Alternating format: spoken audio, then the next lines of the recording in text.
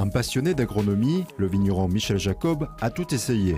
Les produits chimiques, les bandes enherbées et depuis le milieu des années 90, le labour, c'est-à-dire le désherbage mécanique. C'est surtout éliminer des herbes qui vont pousser donc sur les vignes et qui vont devenir concurrentielles de la vigne, ou qui peuvent apporter aussi beaucoup d'humidité, donc favoriser quelques maladies. Jusque dans les années 95, le désherbage était pour la plupart du temps tout chimique. On a donc commencé dans les années 95 à complètement modifier les choses et notamment en pratiquant ce qu'on appelait l'enherbement. C'est-à-dire qu'on a semé de l'herbe dans les vignes. Herbe et vigne, en tout cas dans nos structures de sol, n'étaient pas évidentes, n'étaient pas optimales.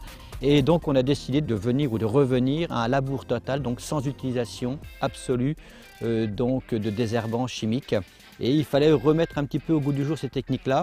Donc ça, c'est extrêmement intéressant. Selon Michel, pour maîtriser le labour, il faut comprendre le fonctionnement du sol. Ici, le sien est bien vivant. À 1 gramme de sol, vous avez plusieurs milliards de bactéries qui vivent dedans. Des petits morceaux de bois qui sont enfoncés à la verticale, et bien c'est tout simplement un ver de terre qui est en train de faire en sorte d'avoir une nourriture qui soit plus facilement accessible. Pour maintenir la vie dans ce sol, l'entretien mécanique s'effectue en surface. Chose très importante, c'est ce premier horizon ici qui fait quelques dizaines de centimètres. Dans cet horizon vivent des vers de terre qui s'appellent les épigées.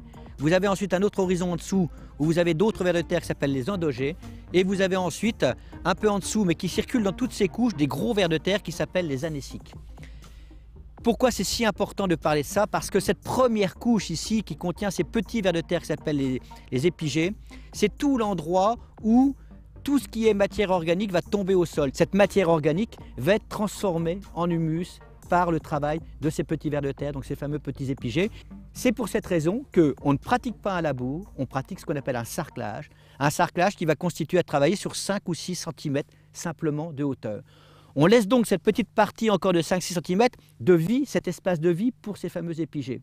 Et nous ici, ce qu'on pratique maintenant, on commence les labours au mois d'avril, on arrête les labours au 1er juillet, on va permettre une repopulation de toute cette zone et qui va permettre aux épigées à nouveau de refaire leur travail de façon complètement optimale. C'est forcément des plantes qui sont en bonne santé puisque lorsque vous allez pratiquer le labour, vous allez obliger aussi, comme le système racinaire de la vigne, à plonger.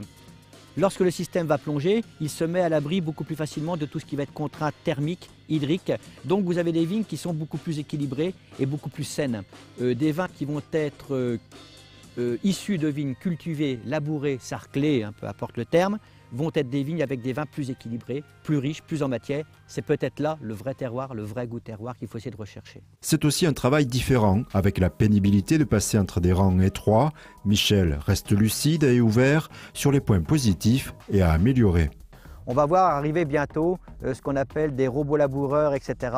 Et je pense que là aussi, il va y avoir un véritable bouleversement qui va aller dans le bon sens. Avant que l'on retourne au labour, on avait une érosion systématique dès lors qu'il y avait un orage.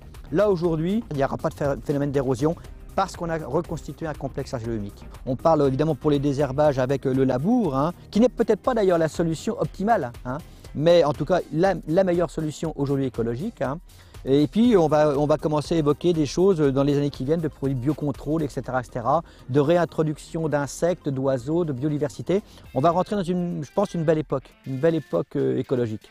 Envie personnelle, besoins réglementaires, nécessité de faire face aux aléas climatiques, Michel Jacob reste curieux de mieux comprendre et appliquer les solutions dites durables.